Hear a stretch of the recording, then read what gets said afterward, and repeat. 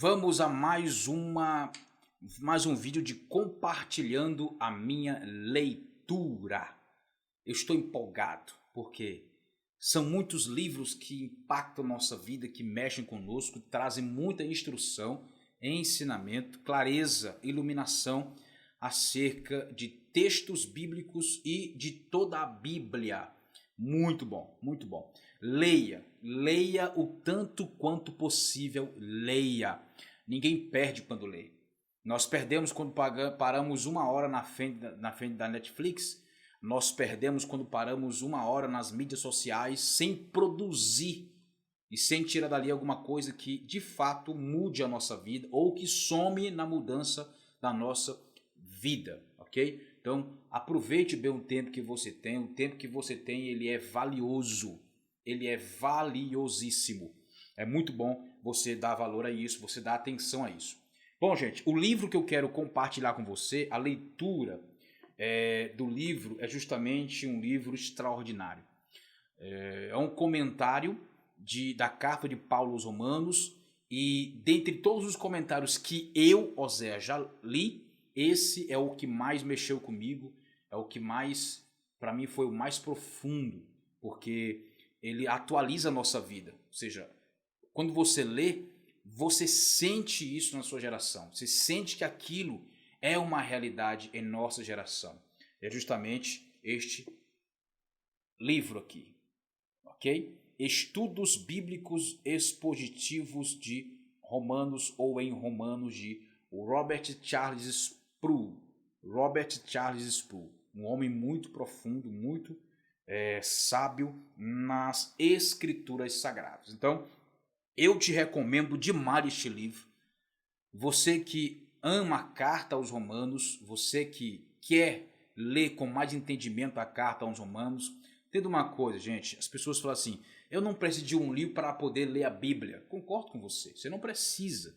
A Bíblia ela é autossuficiente, você não precisa no quesito de que você não tem que ter nada para acrescentar à Bíblia, nada. A Bíblia ela é inacrescentável, não tem nada o que aumentar, melhorar nela, ela está ali pronta, a revelação, o que Deus inspirou para ser escrito foi escrito e aquilo vale para toda a nossa vida, para toda a eternidade. Eu digo, quando você quer ter mais entendimento em textos que você tem dificuldade de ter, quando você adquire um livro complementar para você, não para a Bíblia. Entenda isso. É um complementar para o seu entendimento e não para a Bíblia. A Bíblia é completa, a Bíblia é plena. E para isso Deus deixou os mestres, para que eles trouxessem revelações que nós não conseguimos captar. Não conseguimos captar. Então, Sproul, ele é muito profundo. Bom, vamos lá.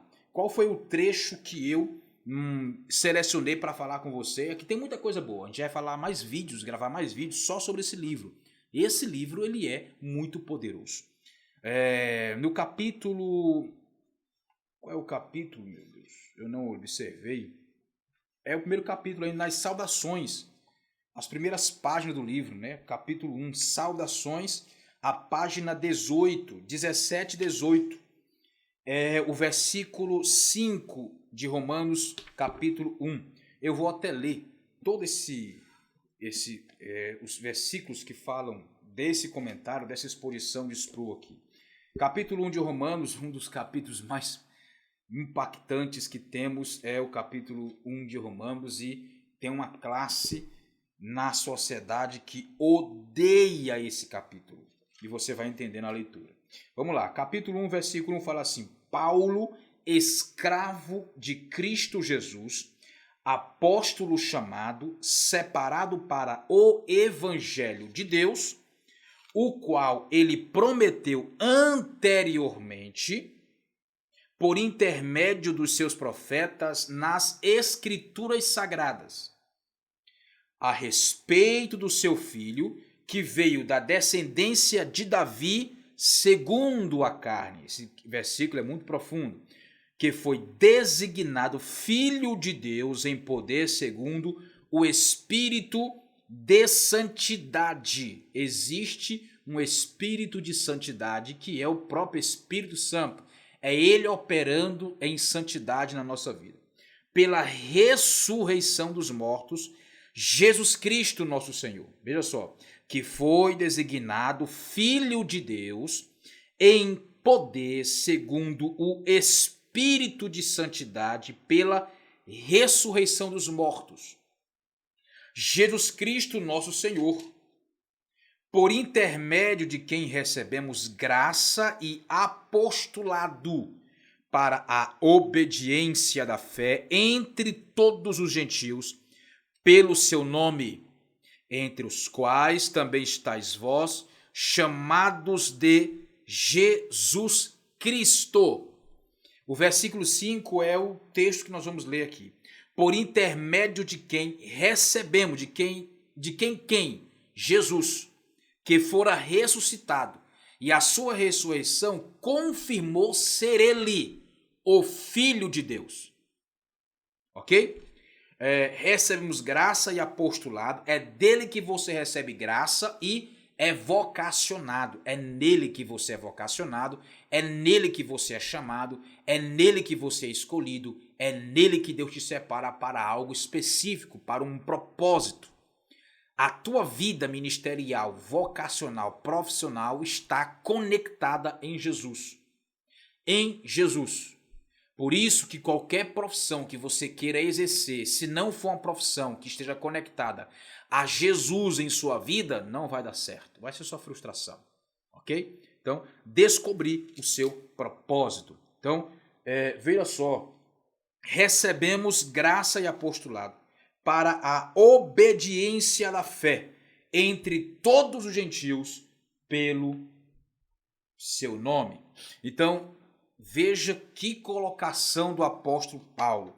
O que Sproul ele fala aqui? O que Robert Charles Sproul fala aqui? Olha só.